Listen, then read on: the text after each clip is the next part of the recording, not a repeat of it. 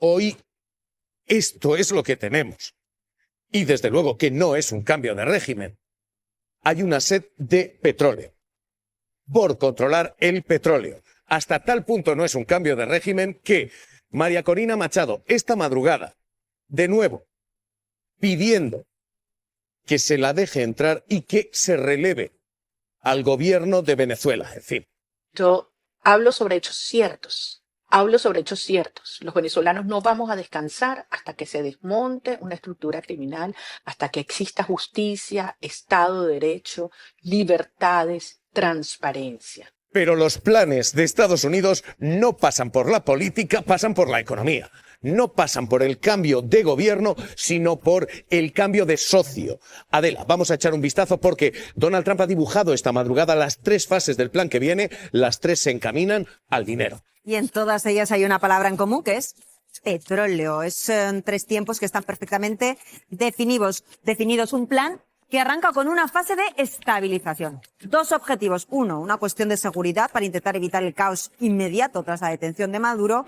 Y 2, controlar la producción petrolera y supervisar la exportación. Step 1 is the stabilization of the country. We don't want it descending into chaos. Is our quarantine. They have oil that is stuck in Venezuela. They can't move it because of our quarantine and because it's sanctioned. Segunda fase, llegarían las posibles amnistías, reactivar la economía y reconstruir el país y, sorpresa, recuperar el sector petrolero abriendo el mercado a empresas estadounidenses. We're going to have our very large United States oil companies, the biggest anywhere in the world, and start making money for the country. Es claro, imposible. Las petroleras americanas tienen que invertir en infraestructuras más modernas si quieren recuperar el capital expropiado. 12.000 millones reclama ConocoPhillips y hasta 20.000 millones pide ExxonMobil. Chevron, que es la única que se ha mantenido operativa en Venezuela a través de las licencias, no tiene grandes pleitos pendientes, así que esto le daría ventaja. Si todo fluye, llegamos a la tercera fase, una fase de transición política y reconstrucción. Habría elecciones de las que saldrían, dice Trump, unas instituciones, Javier, más democráticas. Hay una cuestión planeando sobre todo esto que parece bastante evidente, pero que merece la pregunta. Baltasar Garzón, ¿esto es legal? El agredir a un país con fuerza militar desmesurada, asesinar a 100 personas, secuestrar a un presidente en ejercicio, a su mujer, pero por la inmunidad soberana que un presidente en ejercicio sea un régimen u otro, el que rija en ese país es no ilegal, es uno de los delitos más flagrantes que se pueden cometer a nivel nacional e internacional. Donald Trump no contaba ni siquiera con la autorización del Congreso de los Estados Unidos. El pretexto que es porque se ejecutaba una orden de detención por narcotráfico o narcoterrorismo es una falacia. El cártel de los soles no existe, nunca ha existido y ahora se reconoce por la propia administración norteamericana y todo el mundo ha entrado por ahí sin hacer el mínimo análisis y cuando algunos hemos afirmado que eso es inexistente, da igual, porque como se dice, se desarrolla. Entonces, claro, nada de lo que se ha hecho es legal, nada, absolutamente. ¿Y Estados Unidos va a ser quien negocie, quien tome? ¿Eso es legal? Eso es una usurpación de la soberanía, pero no olvidemos una cosa, eso es lo que dice el presidente de Estados Unidos. De momento, el gobierno en Venezuela está funcionando. Yo no comparto la idea de que la presidenta de Venezuela, Delcy Rodríguez, haya capitulado, para nada. Está ejerciendo como debe ejercer y además ante una situación es que no estamos hablando de Haití, por ejemplo, con todo mi respeto a Haití, estamos hablando de Estados Unidos, estamos hablando de la primera potencia, estamos hablando de unas sanciones draconianas, estamos hablando de un cerco que ha producido varios asaltos y destrucción de embarcaciones y casi 100 muertes como auténticos actos de piratería. Y estamos viendo que el gobierno venezolano ha condenado absolutamente la acción de Venezuela, que se están desarrollando las acciones legales en Estados Unidos, porque eso es un hecho, es decir, es un hecho que están detenidos en Estados Unidos. Pero quiero el análisis jurídico y el análisis internacional de las dos claves. Primero, esto, el silencio europeo, en fin, muteada respuesta, y segundo, el expansionismo a Europa ahora. La peor respuesta que puede dar un país o la Unión Europea es el silencio o la pusilanimidad frente a un hecho como el de Groenlandia y como el de Venezuela. Hay mecanismos, estamos siempre diciendo que se rompe el derecho internacional, que se desconoce, pero es que ni siquiera se aplica, pero por los propios países. La Unión Europea, todos ellos forman parte del Estatuto de Roma de la Corte Penal Internacional. El artículo 14 prevé la remisión por parte de los estados de hechos como los que ha acontecido en Venezuela. Venezuela es parte del Estatuto de Roma, es un estado parte. Por tanto, ¿por qué ningún país, en vez de hacer tantas declaraciones vacías, no plantea ya ante la Corte Penal Internacional una acción por la actuación de Estados Unidos en Venezuela? Porque no quiere decir a Trump en el banquillo.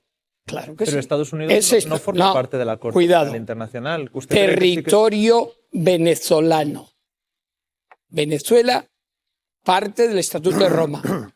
Tenemos lo mismo que Palestina, miembro del Estatuto de Roma, y agresión de Israel, que no es parte. Es decir, lo que ocurre es que ahí Estados Unidos, ya sabemos lo que hizo cuando Netanyahu fue señalado, y lo mismo ocurre aquí. Ya basta de declaraciones retóricas. Se actúa con mucha falsedad, con una doblez. Nada más que hablar, tenemos que hacer, háganlo, por lo menos hacer frente, porque la impunidad y el consentimiento de lo que está sucediendo es que ya cualquier agresión posterior va a estar justificada. Perdóneme, pero quiero aclarar lo que técnicamente plantea. ¿Algún país podría denunciar a Donald Trump y decir, siéntese? De los 125 países que forman parte del Estatuto de Roma. Es más, creo que tendrían la obligación de hacerlo. Artículo 14 del Estatuto de Roma. Señor Malamud, ¿esto es una operación de cambio de régimen o esto es un asalto al petróleo? Ni lo uno ni lo otro. Es decir, de cambio de régimen esto no tiene nada. Se ha decapitado a la dictadura brutal de Venezuela, sacando a Nicolás Maduro y llevándolo ante la justicia de Nueva York. Eso es un dato. Pero el régimen chavista como tal sigue incólume. El gobierno está en manos de la que era la vicepresidenta, el ministro de Interior, Justicia y paradójicamente Paz, Diosdado Cabello, sigue movilizando a los colectivos que siguen aterrorizando a la gente en las calles. El ministro de Defensa, Padrino López, sigue ahí. El hermano o el hermanísimo de Delcy Rodríguez, Jorge Rodríguez, también, al igual que Nicolásito Maduro, el hijo de Nicolás Maduro. O sea que de cambio de régimen absolutamente nada. Esta fue una elección racional de Donald Trump y su gobierno para mantener aparentemente el orden dentro de Venezuela, y esto es mucho más que un asalto al petróleo. Es decir, no es solo el petróleo lo que está en juego, también tenemos que ver que hay elementos vinculados con la política interna de Estados Unidos, inclusive la posible sucesión al frente de la Casa Blanca cuando dentro de 2 años y medio haya elecciones. La pugna entre el vicepresidente Vance y el secretario de Estado Marco Rubio está ahí, pero también hay otros objetivos geoestratégicos a tener presentes, ¿no? Que son cortar el paso a China, hacerse con petróleo para que no lo tengan los rivales de Estados Unidos.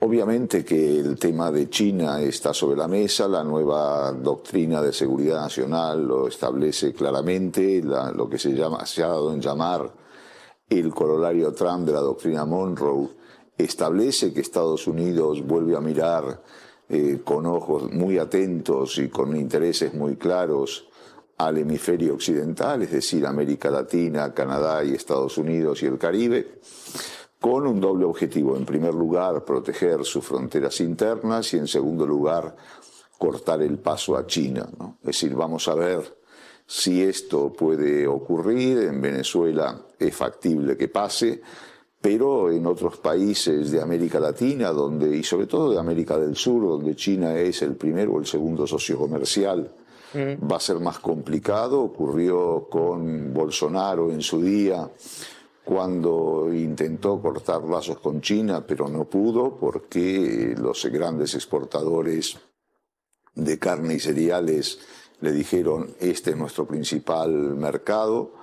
Pasó con Javier Milei, un socio insospechado, o sin ninguna duda de lealtad hacia Donald Trump, que intentó también cortar con China, pero Argentina tiene un swap, un préstamo de 9.000 millones de dólares muy necesarios en el actual momento, con lo cual la relación con China debió mantenerse. Entonces, la gran pregunta en este sentido es si el mercado de Estados Unidos está en condiciones de reemplazar al mercado chino para absorber todas las exportaciones de materias primas, alimentos, combustibles, minerales que absorbe el país asiático. La respuesta en este momento es no, y por lo tanto la conflictividad va a continuar, teniendo presente por otra parte que China en ningún momento va a renunciar a lo que considera sus legítimos intereses en América Latina.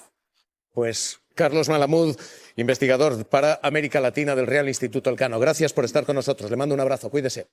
La violación del derecho internacional siempre es una derrota. Y es una derrota fundamentalmente para las democracias, incluso allí donde no hay esa democracia. Y es un peligroso precedente para la paz y para la seguridad global. Y por tanto, la respuesta a la ilegitimidad no puede ser cometer una ilegalidad.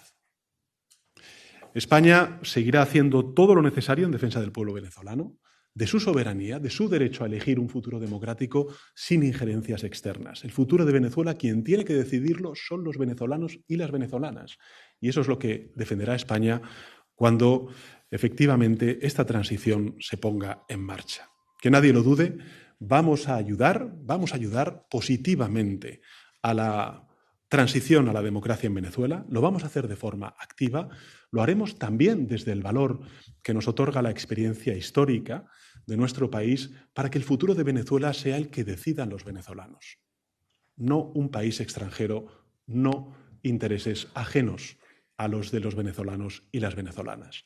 Lo haremos además con la misma convicción y también diría con la misma determinación con la que hemos estado estos 4 años al lado de un país hermano como es Ucrania. Quiero terminar con un llamamiento a la confianza y a la esperanza.